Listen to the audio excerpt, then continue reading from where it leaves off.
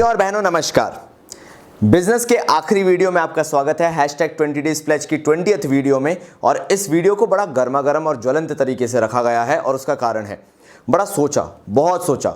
Revision तुम लोगों का हो ही चुका है, पढ़ाई तुम्हारी हो ही चुकी है, लेकिन मुझे ये समझ में आया कि कुछ चीज़ें ऐसी हैं जो तुम भूलते हुए जा रहे हो और मैं गारंटी दे रहा हूं कि तुम भूलते हुए जा रहे हो इस चैप्टर से, क्योंकि तुम्हें यह समझ में नहीं आता इस चैप्टर में इंपॉर्टेंट क्या है क्या नहीं है। तो चलो आज इस चैप्टर की कवर खोदते हैं और खत्म करते हैं वो सारे टॉपिक्स जो तुम छोड़कर जाने वाले थे या तुम लोगों ने सोचा ही नहीं होगा कि वो इतना इंपॉर्टेंट हो सकता है।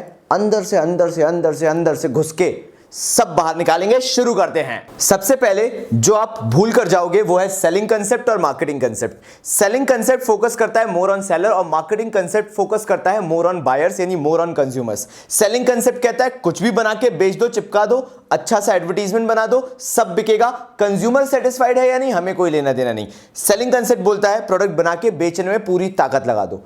मार्केटिंग कंसेप्ट कहता है बेचना बात अलग है, कंज्यूमर अगर सेटिस्फाइड नहीं होगा तो एक बार तो खरीद लेगा लेकिन दूसरी बार तुम्हारे दरवाजे पे भटकेगा भी नहीं। तो इसलिए मार्केटिंग कंसेप्ट के अंदर क्या बोल दिया गया, मार्केटिंग कंसेप्ट ने बोला कंज्यूमर खरीदे उसके लिए प्रोडक्शन से पहले से तैयारी करना चालू करो कि कंज्यूमर को क्या अच्छा लगता है क्या बुरा, वो प्रोड्यूस करो, कंज्यूमर को बेचो और फिर देखो आफ्टर आवर्स में ये कि कंज्यूमर को वो चीज पसंद आ भी रही है या नहीं, अब कंज्यूमर सेटिस्फाइड है भी नहीं या नहीं। तो हुआ क्या, जो प्रोडक्शन है उससे पहले से मार्केटिंग चालू हो जाती है और सेल्स के बाद भी चालू रहती है। सेलिंग के अंदर प्रोडक्शन के बाद चालू होती है और बेचते ही खत्म हो जाती है। टिपा दिया, ले गया, खत्म कहानी, हमें नहीं लेना देना क्या हुआ, मतलब गन्ने का जूस पिला दिया, उसका हाजमा बिगड़े ना बिगड़े हमें क्या लेना देना वाली बात है। ठीक है, चलो ये चीज आप कर लोगे, ये मैं बाद में बताऊंगा, पहले इस पे आ जाते हैं क्योंकि फंक्शंस ऑफ मार्केटिंग एक ऐसी चीज है जो आप छोड़कर जाओगे और फिर ये सोचोगे कि यार ये केस स्टडी कहां से आ गई। मैं बोल रहा हूं ना, मैं गारंटी दे रहा हूं ऐसी चीजें पूछी जाती है और फिर आप सोचते हो यार बाबा जी आया कहां से, हमने तो पढ़ा ही नहीं था मार्केटिंग चैप्टर से, क्योंकि तुमने बाबा जी से नहीं पढ़ा था ना। देख लो बेटा, एक रात पहले चल रहे होगे मेरे ख्याल से, जिस हिसाब से ये वीडियो जा रहा है वो एक रात पहले भी क्या, रात को ही कल बिजनेस का पेपर होगा, क्योंकि मैं तुम्हें जगाना चाहता हूं। बी लिट, एकदम जग जाओ कि ये चीजें केस स्टडी में आ सकती है और बाबा जी ने बताई है, तो वहां जाके हाई फाइव कर देना बस। मैं सबके पास नहीं आ सकता ना एग्जाम सेंटर में, तो मिलो ना तो हाई फाइव करना, बाबा जी ने बताया था हाँ। तो भाई क्या हुआ, फंक्शंस ऑफ मार्केटिंग के अंदर सबसे पहले उन्होंने बोला मार्केट प्लानिंग करना जरूरी है। मार्केटिंग होती क्यों है, मतलब अगर ये मैं मार्केटिंग की बात करूं तो मार्केटिंग का मतलब क्या है, planning about the promotion of the product, planning about everything about the product. Product के बारे में जो आप बेचने वाले हो उसके बारे में जो कुछ भी प्लान करते हो वो मार्केटिंग है। तो सबसे पहली चीज ही आ गई कि आप मार्केट प्लान करते हो, जो भी प्रोडक्ट आप बेचने वाले हो उसका मार्केट देखते हो कि वो मार्केट एस्टेब्लिश्ड है भी या नहीं, और नहीं है तो आप कैसे एस्टेब्लिश करोगे, you plan about the market जिस मार्केट में आप बेचने वाले हो। Product designing and development, ultimately आप उसे प्रोडक्ट को डिजाइन करोगे और डेवलप करोगे। मैकडी के एग्जांपल के थ्रू एक केस स्टडी पूछी जा सकती है, अगर मैकडी की नहीं आती तो किसी की केस स्टडी ऐसी पूछी जाएगी कि कैसे एक फॉरेन कंपनी इंडिया में आती है और इंडिया के हिसाब से जाती है। जैसे मैक आलू टिक्की, अब ये लोग आलू टिक्की बाहर तो बेचते नहीं होंगे, इंडिया में क्यों बेच रहे हैं, क्योंकि इंडिया का फ्लेवर है। तो आपको जहां पे अपना प्रोडक्ट बेचना है उसके हिसाब से उसे डिजाइन और डेवलप करना पड़ता है। And then it comes to the branding. कुछ ब्रांड पहले से एस्टैब्लिश्ड होते हैं तो कुछ ब्रांड्स को अपने आप को खुद को एस्टैब्लिश करना पड़ता है और वो मार्केटिंग का पार्ट हो जाता है। ये फंक्शन ऑफ मार्केटिंग है, बेचो बेचो बेचो, ऐसे बेचो कस्टमर ऐसे सेटिस्फाइड हो जाए, कस्टमर पे ऐसी रिसर्च कर डालो कि आप एक ब्रांड बन के ऊपर आ जाओ। यानी जब तक कस्टमर खुश है, जब तक कस्टमर कनेक्शन फील कर रहा है कि यार ये तो हमारे लिए ही है, वो ब्रांडिंग होता है। कस्टमर सपोर्ट, अल्टीमेटली कस्टमर तब तक सेटिस्फाइड नहीं होगा जब तक कस्टमर को फीडबैक नहीं मिलेगा। तो आपका एज अ कंपनी फीडबैक बहुत अच्छा होना चाहिए। फीडबैक इन द सेंस, कोई कस्टमर कंप्लेंट लेके आया आपने रिस्पॉन्ड किया, कोई कस्टमर कंप्लेंट लेके आया आपने रिस्पॉन्ड किया, ये मार्केटिंग का पार्ट होता है। तब बंदा, कंपनी या कोई भी पर्टिकुलर ऑर्गेनाइजेशन एक बिजनेस की तरह, एक रोल मॉडल की तरह मार्केट में स्टैब्लिश होता है जब वो अपने कस्टमर्स का ख्याल रखना जानता है, आफ्टर सेल सर्विसेज जिसे हम कहते हैं। तो ये वो हाईलाइटेड पॉइंट्स हैं जो आपसे फंक्शंस ऑफ मार्केटिंग के थ्रू केस स्टडी में आ सकते हैं, जो मे भी आप छोड़कर जा रहे थे क्योंकि किसी ने ध्यान ही नहीं दिया था। अब कई बार कंसेप्ट से रिलेटेड आपके पास क्वेश्चन आ सकता है, जल्दी जल्दी करना है, खत्म करना है, तो ध्यान देना वो जरूरी है जो पूछा जा सकता है। Production, product selling, marketing in societal concept, इनसे रिलेटेड केस स्टडी आने की बहुत ज्यादा चांसेस हैं आपके पर्टिकुलर पेपर में। जैसे प्रोडक्शन कंसेप्ट बनाओ वो जो आसानी से बन जाए और इनएक्सपेंसिव हो, इतनी क्वांटिटी में बनाओ कि ऑटोमेटिकली वो बिकेगा बिकॉज वो इनएक्सपेंसिव है। Product concept, product high quality का बनाओ, चाहे कुछ भी हो जाए, कॉस्ट बहुत सारी आए, बहुत महंगा बेचना पड़े, लेकिन क्वालिटी को टॉप मोस्ट रखो। सेलिंग कंसेप्ट, कुछ भी बना दो। यहां पे तो क्या था भाई, इनएक्सपेंसिव बना रहे, यहां क्या था, कुछ भी बना दो और पूरा का पूरा पैसा सेल्स प्रमोशन में लगा दो, मतलब बेचने में लगा दो, मार्केटिंग में लगा दो। मार्केटिंग कंसेप्ट ये कहता है कस्टमर तब तक सेटिस्फाइड नहीं होगा जब तक आपने कस्टमर पे रिसर्च नहीं की है। यानी पहले रिसर्च करो, फिर प्रोड्यूस करो, फिर कस्टमर को सेल करो और आफ्टर सेल सर्विसेज रखो। मतलब ये जो पूरा आउटले बना हुआ है ये किसके आसपास बना हुआ है? मार्केटिंग के। सोसाइटल कंसेप्ट, कस्टमर के सेटिस्फेक्शन में अंधे मत हो जाओ। ये केस स्टडी आएगी, लिख लो कहीं पे हिंदी में, कस्टमर के सेटिस्फेक्शन में अंधे मत हो जाओ, ऐसा कुछ लिखा होगा। Do not be blindfolded by the satisfaction level of the consumer, you have to think about the society as well, the future generation as well. उनके बारे में भी सोचो। ऐसा नहीं है कि कस्टमर को बहुत अच्छा लगता है तो बेचे जाओ बेचे जाओ, गुटखा खाना अच्छा लगता है तो दे दबा दबा गुटखा बना रहे हैं। नहीं, ऐसा नहीं होना चाहिए। आप समझ रहे हो? कस्टमर सेटिस्फेक्शन एक चीज है, लेकिन कंपनीज को ब्लाइंडली उसको फॉलो नहीं करना चाहिए। जहां पे भी ब्लाइंडली करके कुछ आगे ना केस स्टडी में वो आपसे पूछना चाह रहे होंगे सोसाइटल कंसेप्ट, और प्लीज उसको केस स्टडी में लिख के आना, गैस करके आना, क्योंकि मुझे मालूम है जो बच्चे ये वीडियो नहीं देखे हैं, जो बच्चों ने कम्युनिटी पोस्ट नहीं देखा है और उसके बाद ये वीडियो मिस कर दिया है, वो ऐसी छोटी छोटी चीजें मिस कर सकते हैं। मैं सबसे उम्मीद करूंगा कि सुबह उठ के कॉमर्स बाबा पूरी फैमिली ये वीडियो एटलीस्ट देख चुकी है, क्योंकि ये चीजें आपके मार्क्स बचा सकती है। अब आ जाते हैं नेक्स्ट यार, जो कि अत्यधिक इंपॉर्टेंट टॉपिक है, और इसके अंदर जो है फैक्टर्स अफेक्टिंग प्राइसिंग डिसीजन। जैसे बाबा जी ने गारंटी दी है कि जो मैं यहां पढ़ा रहा हूं और तुम अपनी अगर नींद खराब करके बैठे हुए आज रात को, तो याद रखना जो ज्ञान प्राप्ति तुम्हें हो रही है ये किसी और को नहीं हो रही होगी, क्योंकि मैं बहुत इंपॉर्टेंट चीज बताने वाला हूं। अगर factors affecting price of a product आता है क्वेश्चन केस स्टडी का, तो तुम लोग क्रैक कर पाओगे, क्योंकि मैं तुम्हें कुछ अच्छा बताने वाला हूं जो बाकी लोगों को नहीं मालूम है। ध्यान से सुनना। अब इसमें होगा क्या, यहां पर मेनली कोई भी कितनी भी बड़ी चाहे 6 मार्क की केस स्टडी आ जाए, इन 3 पॉइंट्स के अलावा कुछ नहीं पूछेगी। जैसे सबसे पहला प्रोडक्ट कॉस्ट। प्राइसिंग डिसीजन के अंदर सबसे मेजर और सबसे इंपॉर्टेंट पॉइंट होता है कि प्रोडक्ट की कॉस्ट कितनी है। इससे रिलेटेड इसके आसपास की स्टडी बनेगी, गारंटी ले लो। गवर्नमेंट रूल्स एंड रेगुलेशंस और वो सब नहीं आएगा। पहली चीज पूछी जाएगी कि प्रोडक्ट की कॉस्ट कितनी है। अगर प्रोडक्ट कॉस्टली है, अगर उसको बनाने में मैन्युफैक्चरिंग में प्राइस ज्यादा लग रही है, तो प्रोडक्ट की प्राइस ज्यादा ही होगी, आप उसको कम नहीं कर सकते। इसको मैं छुपा रहा हूं, इस पे आ रहा हूं। Marketing methods. अगर आप एक प्रोडक्ट को प्रमोट करने के लिए बहुत ही हैवी मार्केटिंग करते हो, बहुत ही हैवी तरीके से लगे हुए हो, हर जगह से डिजिटल मार्केटिंग कर रहे हो, ये कर रहे हो, वो कर रहे हो, 1000 जगह प्रमोट कर रहे हो, उसकी कॉस्ट बढ़नी है। जैसे मीवी एक है जो हमारे भुवन बाम भाई साहब जो हैं वो उसको प्रमोट करते हैं, उसकी प्राइस कंपैरेटिवली कम क्यों है? क्योंकि वो यूट्यूबर स्पॉन्सर कर रहा है, और अगर वहीं कोई फिल्म स्टार को स्पॉन्सर करने को बोल दो तो उसकी प्राइस वेंट अप हो जाएगी, 6-7 हज़ार का मिलने लगेगा। काफी अच्छा प्रोडक्ट है, नॉट स्पॉन्सर्ड, लेकिन आप खरीद सकते हैं उसको। चलो नेक्स्ट आ जाते हैं हम यहाँ पे प्राइसिंग ऑब्जेक्टिव। सो जो प्राइसिंग ऑब्जेक्टिव है वो है मार्केट लीडर बनना चाहते हो, कॉम्पिटिटिव मार्केट में रहना चाहते हो, क्वालिटी। जल्दी से नोट डाउन करो, वेरी इंपॉर्टेंट डालो कि अगर प्राइसिंग से रिलेटेड आता है तो वो इन 3 चीजों को लेकर आपसे पूछेगा। अगर इन 3 चीजों से रिलेटेड आ गया तो आपको क्या लगेगा कि यार 3 से 4 चीजों का आंसर है, बल्कि आंसर सिर्फ एक होगा और वो होगा प्राइसिंग ऑब्जेक्टिव। जैसे you as a company want to be a market leader, और ये फलाना ढिमका था वो मार्केट लीडर बनना चाहता था, लेकिन वो कॉम्पिटिटिव मार्केट के अंदर था, बट उसे क्वालिटी पे भी ध्यान देना था। ये कौन से फैक्टर को डिस्टिंग्विश कर रहा है? अब तुम्हारा दिमाग खराब हो जाएगा कि क्या बोलना चाह रहा है। वो है प्राइसिंग ऑब्जेक्टिव। जो सबसे इंपॉर्टेंट पॉइंट होता है किसी भी प्रोडक्ट की प्राइस के लिए, वो होता है कि आप ऑब्जेक्टिव क्या लेके चल रहे हो, आपका उद्देश्य क्या है।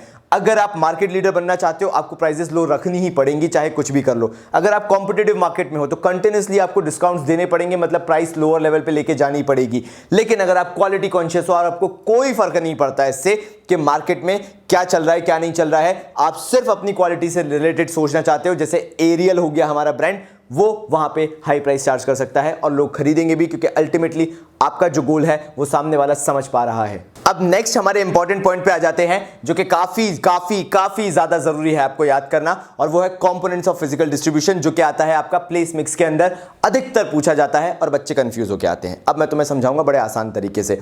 सबसे पहली चीज इसके अंदर आती है ऑर्डर प्रोसेसिंग। ऑर्डर प्रोसेसिंग का मतलब क्या होता है? जब आप फ्लिपकार्ट, मिंत्रा, जबोंग पे कोई भी ऑर्डर डालते हो तो एकदम से भगदड़नी मच जाती है उनके ऑफिस में। होता क्या है, वो आपका ऑर्डर ले लेते हैं और फिर वो ऑर्डर के लिए कुरियर किया जाता है। जब तक कुरियर नहीं किया गया है तब तक का जो टाइम इंटरवल होता है, आपने ऑर्डर प्लेस किया और अभी तक उन्होंने उस पर कोई एक्शन नहीं लिया है कि डिलीवर कब करेंगे, कैसे करेंगे, क्या करेंगे, कुरियर तैयार भी हुआ है या नहीं, पैक्ड हुआ है भी है या नहीं, उस डिफरेंस के बीच को बोला जाता है ऑर्डर प्रोसेसिंग। ऑर्डर प्रोसेसिंग का सिंपल मतलब है as soon as you place an order, और जब वो प्रोसेस होता रहता है मतलब उसका पेपर वर्क चलता रहता है, चेक किया जाता है कहाँ पे रखा हुआ है, क्या रखा हुआ है, कुरियर के लिए बुलाया जाता है, बंदे को पैक करके रखा जाता है, वो जो इंटरवल है वो पूरे प्रोसेस को नाम दे दिया जाता है ऑर्डर प्रोसेसिंग। जैसे ही ऑर्डर आपका प्रोसेस हो जाता है फिर चेक की जाती है इन्वेंट्री।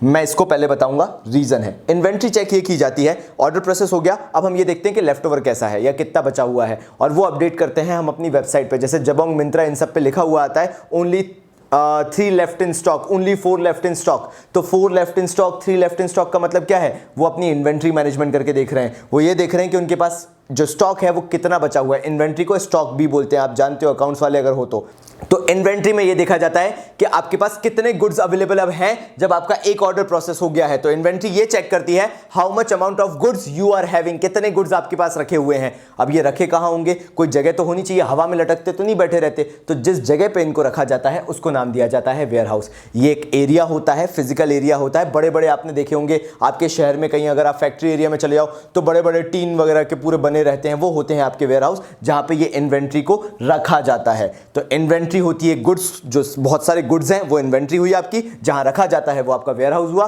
फिर यार ऐसा तो है नहीं कि ऑर्डर प्रोसेस करके वहां से फेंका, तुम्हारे सर पे आके लगा, तुम्हारे पास डिलीवर हो गया। नहीं भाई, ट्रांसपोर्टेशन यूज होता है, मतलब रेलवेज, रोडवेज, एयरवेज, वाटरवेज, जिससे भी आ रहा हो आपका गुड, तो वो कहलाता है आपका ट्रांसपोर्टेशन।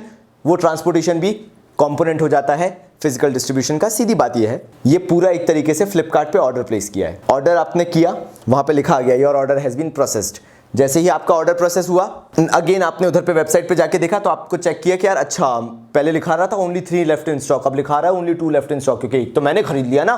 तो वो होती है इन्वेंट्री मैनेजमेंट, कि उनके पास कितना स्टॉक बचा है, कितना मेंटेन करके चल रहे हैं। वो स्टॉक कहाँ मेंटेन होता है? एक फिजिकल प्लेस पे, जिसको हम नाम देते हैं वेयर हाउस, यानी वेयर हाउसिंग।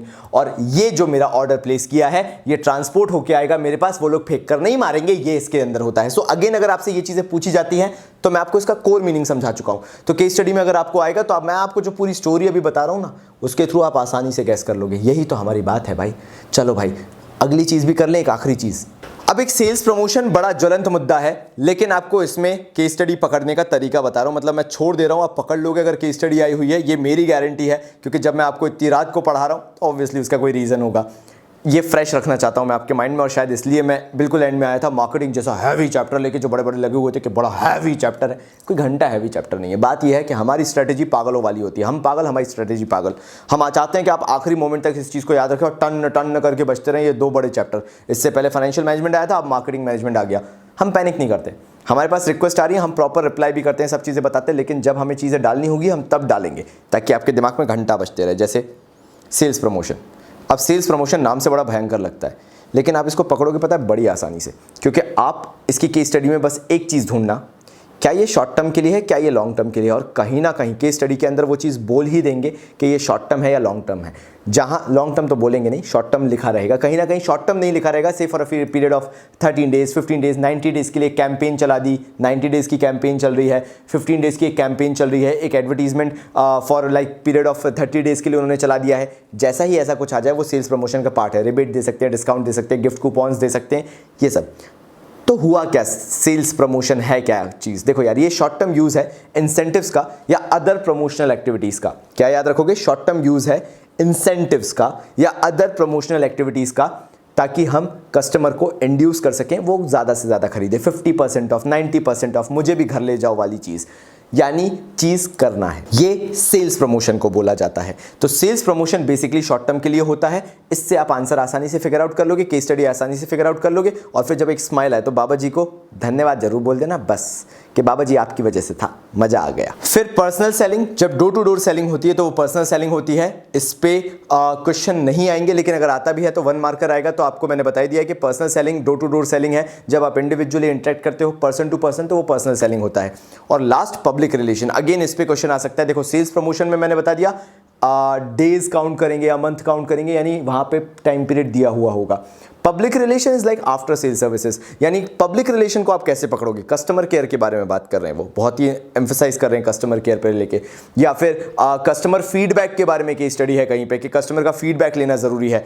या फिर ये भी नहीं बात करें, ये बात करें कि न्यूज़ में एक आर्टिकल छपा है, न्यूज़ में क्यों बोला हूँ, पेपर में एक आर्टिकल छपा है, मैगजीन में एक आर्टिकल छपा है, एक कंपनी के बारे में डिस्कशन हो रहा है, या कस्टमर्स का कितना प्रॉपरली ध्यान रखा जा रहा है, या कस्टमर्स का फीडबैक लिया जा रहा है। मतलब कोई भी सिचुएशन में कस्टमर को भगवान या खुदा जैसा दिखाने की कोशिश की जाए और कंपनी बोले कि हम उनका फीडबैक ले रहे हैं, ऐसा कुछ कर रहे हैं, वो पब्लिक रिलेशन है। कंपनी के बारे में इवन डिस्कशन भी हो रहा है कि 4 लोग बैठ के एक न्यूज़ चैनल में कंपनी के बारे में डिस्कशन सुना, पब्लिक रिलेशन।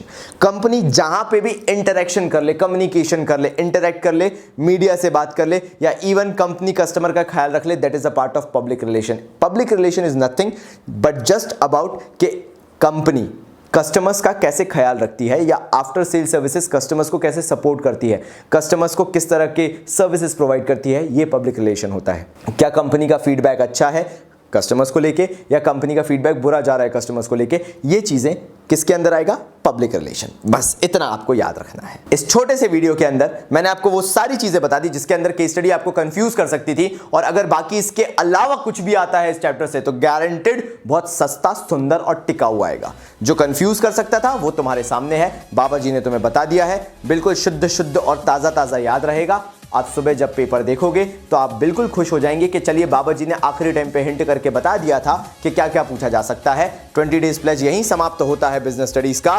तब तक के लिए बाबा जी की तरफ से